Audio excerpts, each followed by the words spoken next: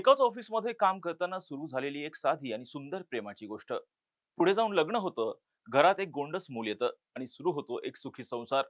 पण विचार करा, जेव्हा याच सुखी संसारात एका तिसऱ्या व्यक्तीची एंट्री होते, तेव्हा त्याचे परिणाम किती भीषण असू शकतात. याच उदाहरण आता पुढे आलंय. बिहारमध्ये चालत्या ट्रेनमध्ये झालेल्या एका हत्येनं संपूर्ण राज्य हादरून गेलंय. सुरुवातीला हा दरोड्याचा आणि लूटमारीचा प्रकार वाटत होता, पण जेव्हा पोलिसांनी तपासाची चक्र फिरवली तेव्हा समोर आला पत्नी आणि तिच्या प्रियकराने रचलेला एक भयंकर कट. पाहूया ते संपूर्ण प्रकरण नेमकं काय या व्हिडिओच्या माध्यमातून. नमस्कार, मी राजरत्न जोंधळे आणि तुम्ही पाहताय टॉप न्यूज मराठी. ही प्रेमाची गोष्ट सुरू होते 2017 पासून. बिहारच्या वीज विभागात 3 तरुण अधिकारी सरकारी नोकरीत रुजू झाले. देवकुमार गुंजन, स्मिता कुमारी आणि अजित कुमार. एकाच विभागात काम करत असताना देवकुमार आणि स्मिता यांच्यात मैत्री झाली. याच मैत्रीचं रूपांतर हळूहळू प्रेमात झालं. घरच्याच्या संमतीने 2018 मध्ये देवकुमार आणि स्मिता यांनी थाटामाटामध्ये लग्न केलं, विवाह केला. लग्नानंतर काही वर्षातच त्यांच्या आयुष्यात एक गोंडस चिमुकलीचं आगमन झालं. संसार अगदी सुरू होता, आनंदानं सुरू होता, सुखानं सुरू होता. एकत्र नोकरी, हस्तखेळतं कुटुंब आणि सर्व काही स्वप्नांसारखं चाललेलं होतं. पण 9 वर्षानंतर याच नात्याचा असा भयंकर शेवट होईल असा कुणीही विचारच केलेला नव्हता. काळाच्या ओघात दोघांच्या नोकरीच्या ठिकाणी बदल्या झाल्या. स्मिता कुमारीची सुपोल येथील मोटार वाहन निरीक्षक म्हणजेच MVI म्हणजेच मोटार व्हेकल इन्स्पेक्टर म्हणून पदोन्नती झाली, नियुक्ती झाली. तर देवकुमार हा जम्मू येथे कार्यरत होता. पती पत्नी वेगवेगळ्या शहरामध्ये राहू लागले आणि याच अंतराचा फायदा एका तिसऱ्या व्यक्तीने घेतला. स्मिताच्या आयुष्यात तिचा जुना सहकारी अजित कुमार पुन्हा दाखल झाला. सुपोल येथे काम करताना स्मिता आणि अजित यांच्यातील जुनी मैत्री पुन्हा एकदा ताजी झाली. हळूहळू या ओळखीचं रूपांतर अनैतिक संबंधात झालं. पती देवकुमार कामाच्या व्यापामुळे दूर होता, तर अजित स्मिताच्या जवळ होता. या प्रेमसंबंधाची बातमी जेव्हा देवकुमार याला लागली तेव्हा घरात वादाची ठिणगी पडू लागली. सातत्याने वाद व्हायला लागले. देवकुमार या अवैध संबंधामध्ये मोठा अडथळा ठरू लागला. पती अडसर ठरतो हे पाहून स्मिता आणि प्रियकर अजित यांनी देवकुमार याला कायमचा काटा काढायचं ठरवलं. रस्त्यातून हटवण्याचा क्रूर पद्धतीनं प्लॅन त्यांनी आखला. यासाठी त्याने जहानाबादच्या कुख्यात शार्प शूटर राजू कुमार उर्फ धीरज याच्याशी संपर्क साधला. देवकुमार याची हत्या करण्यासाठी तब्बल 4 लाख रुपयांची रोख सुपारी देखील देण्यात आली.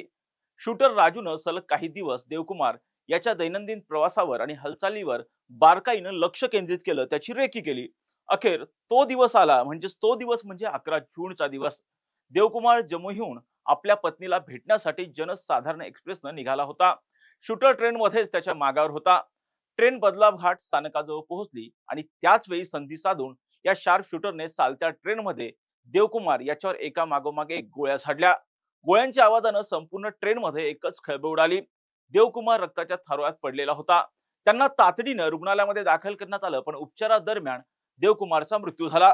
पतीच्या मृत्यूची बातमी कळताच पत्नी स्मितानं अश्रू ढाळत पोलिसांना सांगितलं की दरोडेखोरांनी ट्रेनमध्ये लूटमारीच्या उद्देशानं माझ्या पतीची हत्या केली.